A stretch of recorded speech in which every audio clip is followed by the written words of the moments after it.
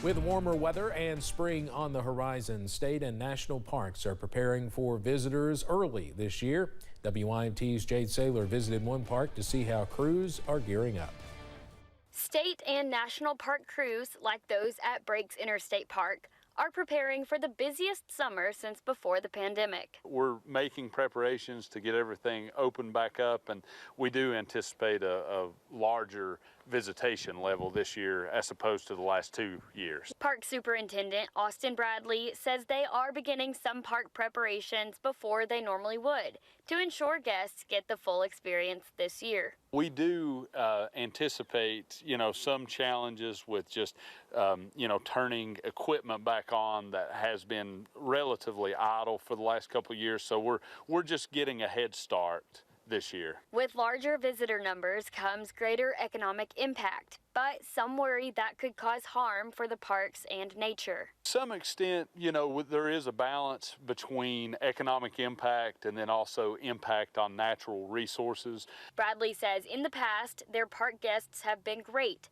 but if things start to get out of control, they have a plan. If visitation really does start to spike, we do anticipate, having to do more education, more signage, things of that nature, just to make sure that the impact doesn't grow too great on the natural resources. If you do plan to visit a park this year, here's a little quote to remember during your visit. There's an old saying out there, recreate responsibly. So basically, practice leave no trace, leave it better than you found it. Bradley also says if you visit, come prepared, bring water, maps, and appropriate shoes.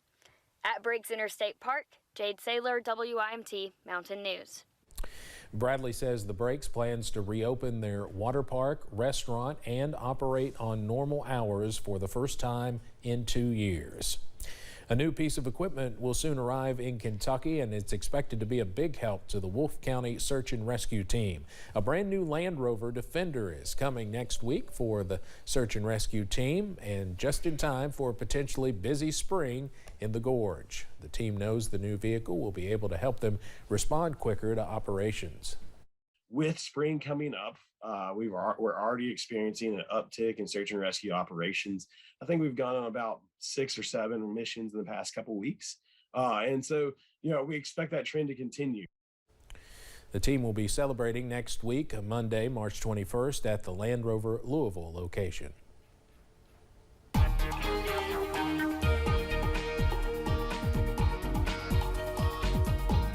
Well, after a wintry weekend, or at least a wintry start to the weekend, looks like spring is on its way back. A pretty nice day out there today.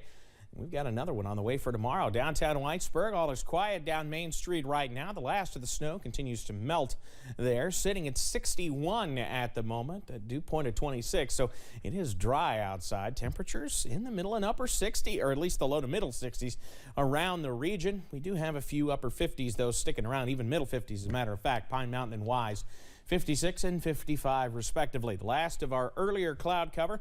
Really wasn't cloud cover so much, it was a few high clouds. Continue to push out, and we're dry around this part of the country as well. So as we head into tonight, if you got that WYMT weather app, you open it up, you'll see all is quiet. We're down into the 40s as clouds do try to make a little bit of an increase as we head later on tonight. I'll have the latest on the nice weather and when a few showers may try to return coming up in just a few minutes. Steve?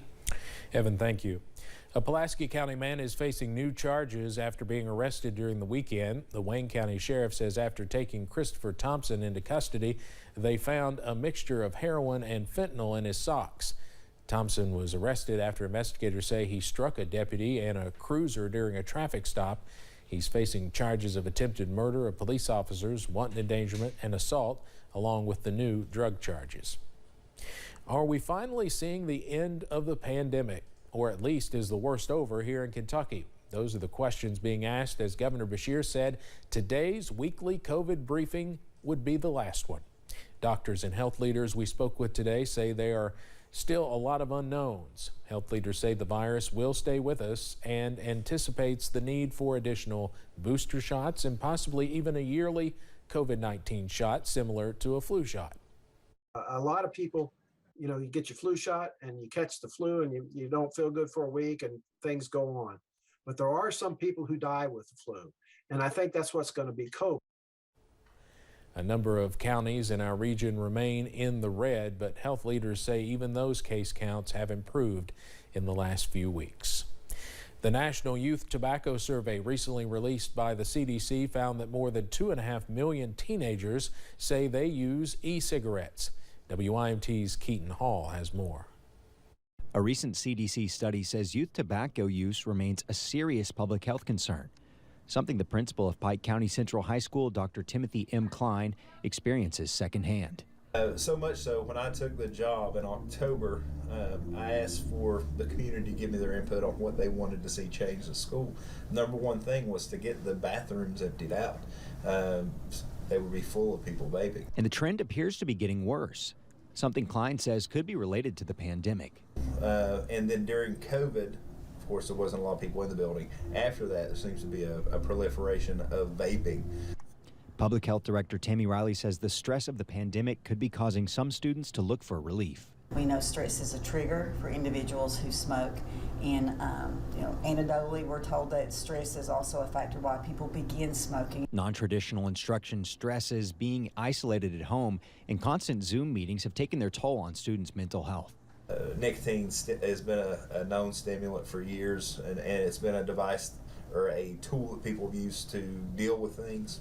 I mean, what better time than the pandemic, to look for ways to deal. But something Dr. Klein and Tammy Riley both know are the risks if students do use tobacco products like vapes. When you think of these young children starting tobacco use at an early age, what that's going to do to their growth and their brain development is scary. A worrying trend reinforced by a global pandemic. In Pike County, Keaton Hall, WIMT Mountain News. Just this evening, Senators Mitch McConnell and Tim Kaine have called upon the FDA to raise the legal age to purchase tobacco to 21. Tammy Riley says 1 in 8 high school students in Pikeville currently use tobacco. Hopefully you've already changed that microwave clock and did not find yourself running late leaving the house this morning. But even if you did, doctors say that the time difference may impair your performance driving. And it's not just about being tired. Now more people will be driving in the dark in the morning that are used to daylight, and you may notice a few other changes as well. But it definitely impacts our driving skill, impacts our reaction time, impacts our moods. Even things like diet selection has been shown people are more likely to eat bad food, like more donuts or something, if they don't sleep as well. Doctors say adjusting does not need to take a lot of time. Try waking up and falling asleep at the same time every day, even on weekends. And when you get up in the morning, get some direct sunlight as a boost to start your day. Save-A-Lot locations in Hazard donated $10,000 worth of non-perishable food to Bluegrass Care Navigators. Save-A-Lot has worked with Bluegrass Care Navigators now for several years. Staff saying they have donated more than 90,000 pounds of food through the years. A hospice spokesperson says the non-perishable food helps their patients by making sure they are fed and giving families peace of mind. My mother was here for 14 days, and be able to go in the kitchen, not have to leave, and be there with your loved one, it's really special. And there's special people that works here. A food drive is going on now to benefit the hospice patients until April 2nd. The food will be taken to the center the following week, and they ask if you donate that it is non-perishable food. Staff also thank their customers for making this possible. Attorney General Daniel Cameron warned Kentuckians of possible charity scams related to Ukraine relief efforts and shared some tips to avoid these scams. The AG's office encouraged Kentuckians to research charities before giving, be wary of crowdfunding and social media fundraising appeals, avoid sharing personal information over the phone, and report suspected scams or fraud. You can always report scams to ag.ky.gov/scams. We also remind you tonight about our Hoops Hysteria contest on WIMT.com and your chance to play our NCAA tournament bracket game. You can also compete against some of the WIMT staff and also win a 55-inch smart TV, a PlayStation 5, and 2 recliners. A $1 million prize will be awarded nationally if someone correctly picks all 63 games. You have until 15 minutes before the first game on March 17th to sign up. A new true crime documentary series is coming to devices near you. focused on a case that many people in the area have watched unfold. WYMT's Buddy Forbes has more about the project that plans to tell the story of Eric C. Kahn. Mr. Kahn, any comment today? The story of Eric C. Kahn has been in the back of many people's minds for years. For the last 7 years, I've probably dealt with a Kahn client just about every single day. But for those impacted by the loss of Social Security benefits, every day comes with a reminder. The nightmare never ends. Attorney Ned Pillersdorf fears the damage left behind for Kahn's former clients may soon be heightened by more hearings, more loss, and more waiting. There is a concern they may start another 2,000 hearings this year, which would be catastrophic for the local folks here. But he says an upcoming project may be the hope his clients are looking for. The truth is, a powerful, well-written documentary can change history. Apple TV Plus is releasing a true crime documentary series this summer. The Big Kahn. The 4-part series will dive into the story of Kahn's fraud case. Pillersdorf, who was interviewed for the piece, also hopes it will highlight the story of the clients and all they have lost. This documentary will be released worldwide.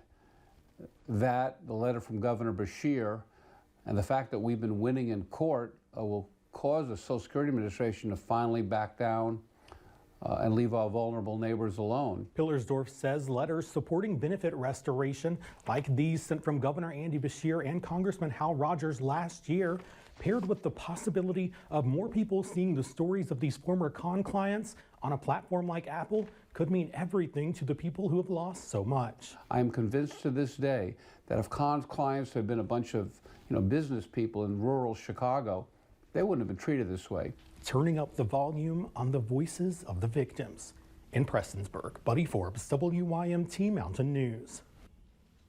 Pillersdorf says he has not yet seen the series, but plans to travel to Austin, Texas this week for the South by Southwest Film Festival, where the first 2 hours of the show will be played. The 4-part series and its companion podcast are expected to drop on May 6th.